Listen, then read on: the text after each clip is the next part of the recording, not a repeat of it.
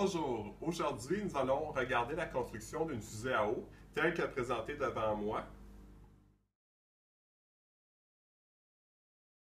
Donc, regardons maintenant les matériaux que ça nous prend pour construire notre fusée à eau.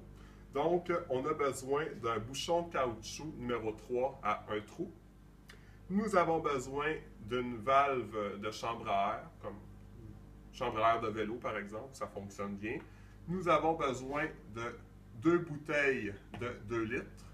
Nous avons besoin, bien sûr, d'une pompe à vélo pour le départ. Et finalement, nous avons besoin également d'une rampe de lancement, un plan incliné, qui tiendra dans le fond notre fusée.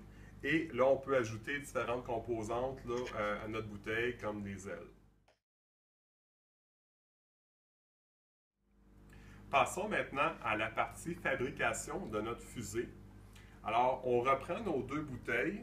La première bouteille, quand on va faire la manipulation tout à l'heure, il faut vraiment s'assurer de ne pas percer la bouteille d'aucune manière que ce soit, parce que sinon, on sera incapable d'envoyer de l'air et l'eau va couler. La deuxième bouteille, par contre, elle, on se doit de la couper. Pour la couper, on peut prendre un couteau à lame rétractable. On s'assure qu'on travaille prudemment avec le couteau. Et donc, on va la couper environ aux 3/4 de la bouteille. Ça va nous donner un modèle comme ceci. Donc, j'en ai préparé 2. Petit truc pour s'aider. On peut faire une encoche dans le bas et dans le haut, de manière à ce que, quand nous allons arriver pour mettre les deux ensemble, ça soit un petit peu plus facile à installer.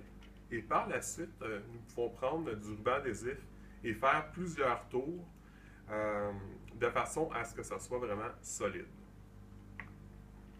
Et au final, on devrait arriver avec un résultat comme celui-ci. Donc, regardons maintenant la partie aérodynamisme et décoration. Donc, on peut voir ici sur la fusée, la personne qui l'a construit, dans le fond, a installé 3 ailerons qui vont l'aider là, quand la fusée va partir à voler. Dans le fond, on peut prendre des matériaux simples, des matériaux qui sont recyclés. J'ai quelques exemples ici. Dans le fond, on peut prendre du papier de soie pour coller, pour donner de la couleur. On peut prendre des étiquettes bleues, comme on peut voir ici. On peut avoir également des autocollants de couleur argentée ou tout autre autocollant. Pour la fabrication des ailes, on peut prendre du Coroplast, mais si vous n'en avez pas, parce que parfois on n'en trouve pas à la maison, on peut prendre simplement du carton, pas trop épais. Toute la décoration qu'on va mettre, il faut que ça soit le plus léger possible pour ne pas nuire, bien sûr, là, à notre fusée.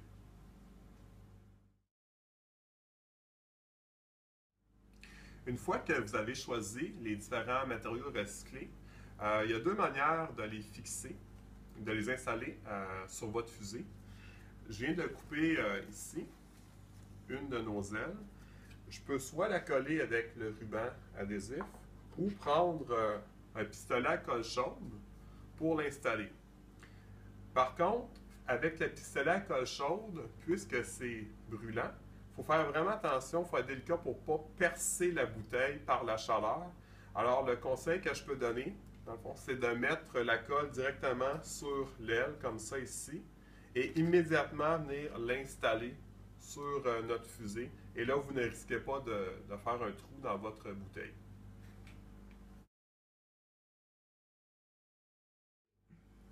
Parlons maintenant du lancement de notre fusée. Le mécanisme, dans le fond, c'est le bouchon et la valve. Et on doit passer la valve dans le bouchon. Et ça va nous donner un résultat là, comme ceci. Comme ça. Par la suite, une fois qu'on est prêt au lancement, on doit mettre une quantité d'eau dans la bouteille. On pourrait faire des tests pour voir quel est le meilleur ratio. On remplit la quantité qu'on veut. Et là, il faut sortir nos muscles. On prend notre bouchon et on serre le plus dur possible. On essaie de le rentrer le plus dur possible de manière à ce que la pression puisse monter énormément.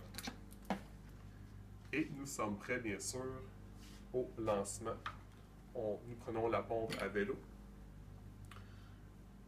On l'installe, on la branche après la valve.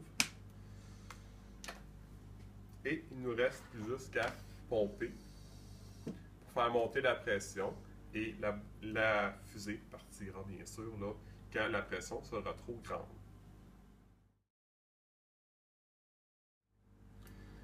Parlons maintenant du principe de notre fusée à eau.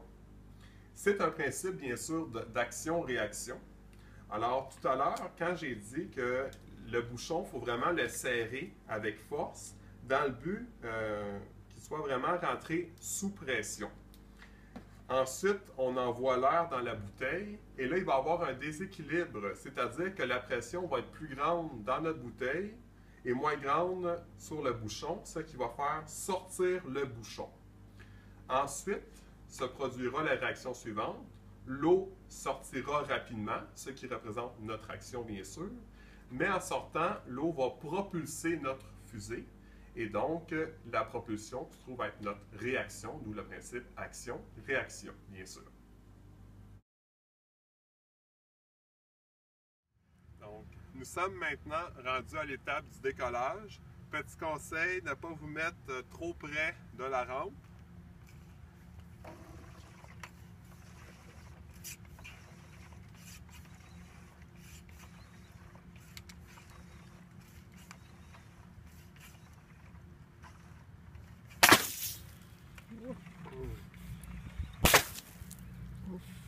Et où?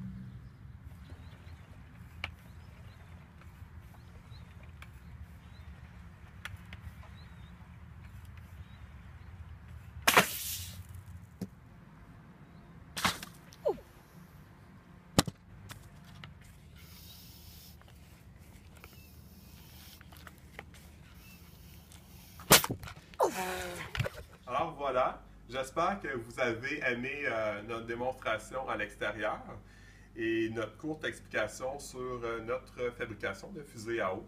Alors si vous avez aimé cette vidéo, vous pouvez donner un pouce bleu et vous pouvez vous abonner à ma chaîne. Merci!